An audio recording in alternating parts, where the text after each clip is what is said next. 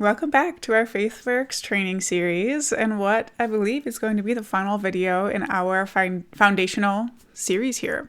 And it's going to build on what we've covered in these last few videos and how you're already reflecting Jesus at work and praying for your people and noticing and building relationships and all of those things. So today we're going to add the final phase where you're going deeper with those people.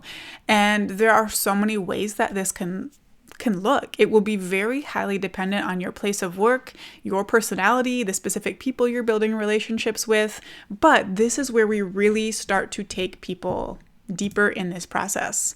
So in this video, we'll move on to the final 3 arts of spiritual conversations, and I'll also share some wider examples of what this could look like for you in your specific workplace and your goals with it.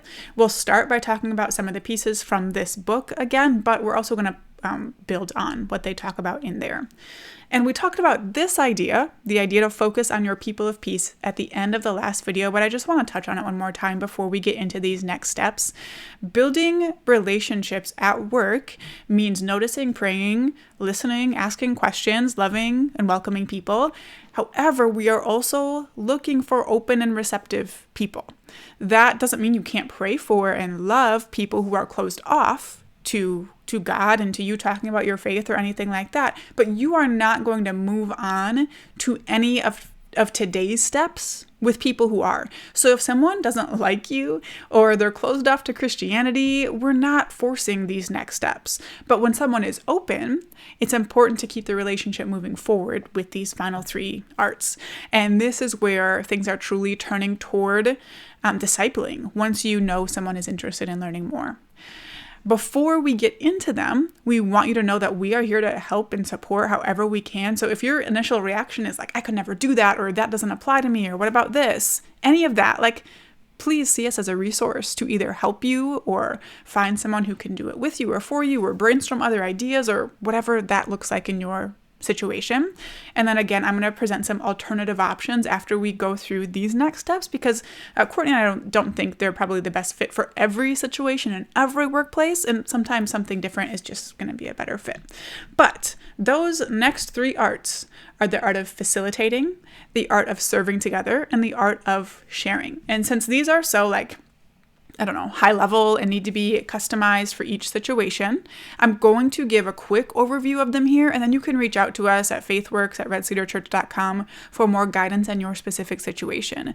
But also know that some of this will come very naturally. When you become known as someone who excels at their work and has a positive outlook and cares for others, people will start to come to you. They'll start to share things they aren't willing to share with others, and that will lead to so many of these things happening naturally.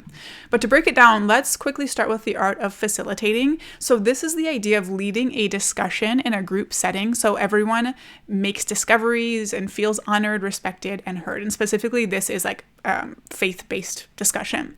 And to us, this feels very advanced and like it's not going to be the most natural next step or the best fit for every person, which is why we're going through these quickly. But it is a step presented in the book that we didn't want to just skip.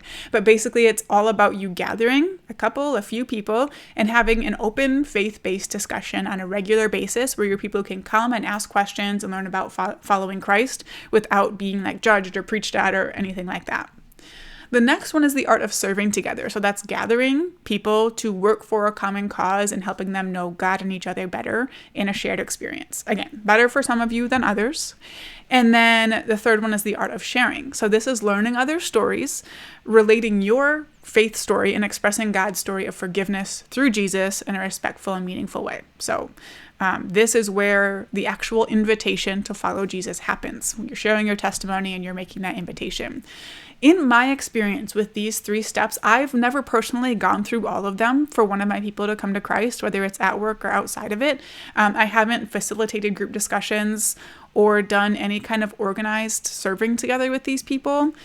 In my experience, shining God's light, noticing and caring for others, being welcoming, asking questions, and talking openly about my faith just kind of leads to that kind of sharing that you have in that last step there. But I still wanted to present the others in case they are helpful for you.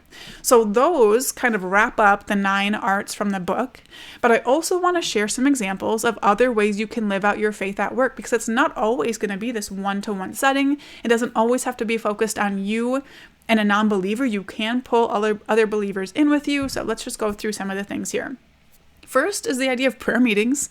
We know quite a few people in our community who will meet together and pray before work or during lunch or, some other time. It could be on-site or off-site, but this would be you and other Christians in your workplace coming together to pray for your workplace, pray for specific people, situations, the environment, the clients or customers, whatever you want that to look like, right? Praying for God to move in that situation.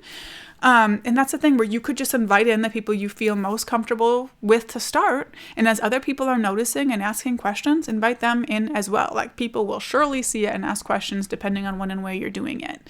And we know a group of teachers at a local school that meets for just a little bit. I think it's like 10 minutes before official work hours start once per week. Like, what could that look like for you? This could be a really powerful one. You could also look at starting a Bible study. Again, this could be before work, during lunch, after work. It could start out as just you. And as people take interest, you're inviting them to join.